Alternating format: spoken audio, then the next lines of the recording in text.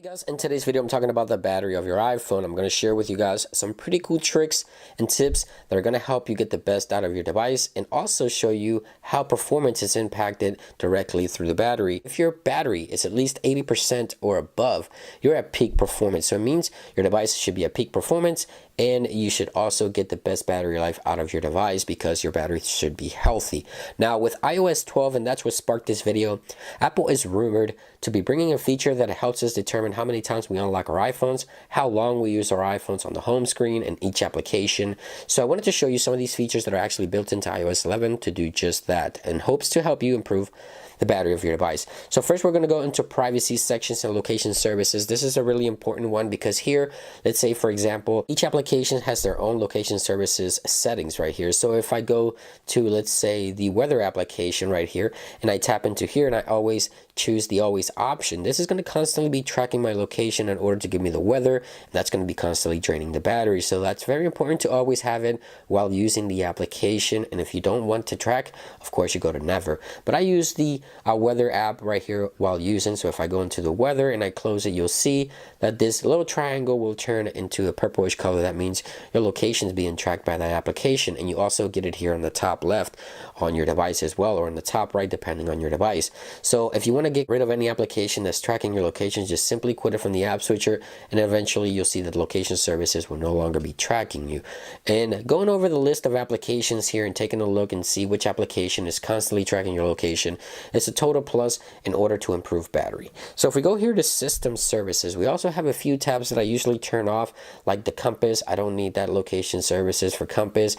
Location-based data, location-based suggestions, I don't use those things. Also Wi-Fi network location tracking, I turn that off as well. Suggested locations here, significant locations, excuse me, it's where you find everywhere you go. Your iPhone is constantly tracking you, so you may want to turn that off as well. Now we talked about those settings before in the past, and other minor settings that you can adjust, like the app background refresh here. So if we go to background app refresh, I always have this set to off because I only refresh my apps when I launch the apps. I don't want them constantly doing that in the background. It drains the battery. But other tips is, of course, turning off Bluetooth when you don't use Bluetooth, etc. You know all those tips. But I wanted to go over a very specific option within iOS that I think a lot of people overlook most of the time. So right here we have a battery usage breakdown of iOS, and we also have at the bottom, since last charge, we can see how long we've been using our iPhones, okay? So this will determine how long we use our iPhone based on day-to-day basis or 24 or 7 days basis. So what you want to do is, a lot of people don't know you can tap on this little clock here and check it out. Right now it says YouTube 19%, Instagram 17%. Well, yeah, that's sort of informative, but not precise. If we tap on the clock, boom, 1.2 hours of on-screen time and 2 minutes running in the background.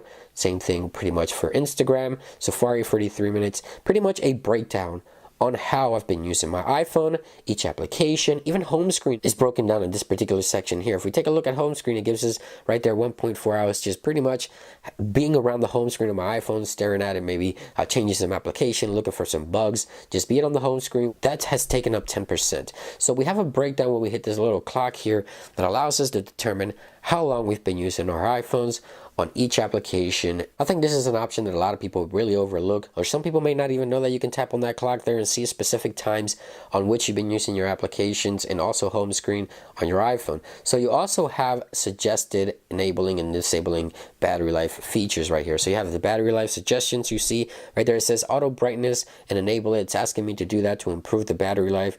This is under the batteries tabs, by the way, so in case you didn't know, that's right there under batteries tab. So it's going to give me suggestions, things to improve the battery of my device. I hardly ever have the auto brightness enabled because I just like to manage my brightness on my own. I don't think the iPhone does a pretty good job doing that. But anyway, these are some of the tips and things that I wanted to share with you guys, because iOS 12 is rumored to be bringing some awesome analytics tools to help us improve the battery performance and also the performance of the device, and also try to keep people from not using their phones as much as well. So a lot coming, but I know iOS 12 beta 1 should be out on June 4th, but the official launch should be sometime in September. So these tips hopefully will help you to then get the best performance out of your iPhone. If you want the wallpaper, links in the description. I hope you guys have a great day. Enjoy your long weekend. Happy Memorial Day, and I'll see you really soon.